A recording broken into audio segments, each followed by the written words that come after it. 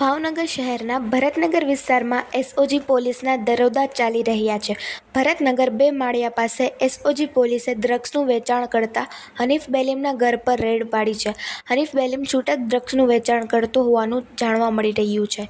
જે જગ્યા પર એસઓજી પોલીસના દરોડા ચાલી રહ્યા છે ત્યાંથી 1 કિલોમીટરની આસપાસ સ્કૂલ કોલેજ આવેલી છે.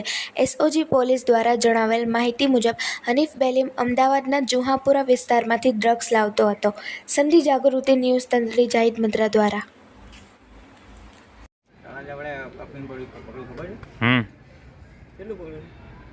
પ્રેસ નોટ નાખી હતી. ઠીક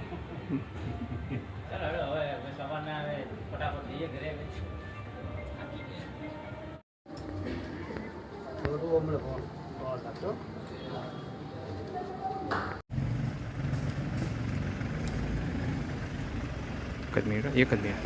હાલો આરો એક આવશે આમને માટે કરી નાખો તમારે લઈ લો લઈ લેજો.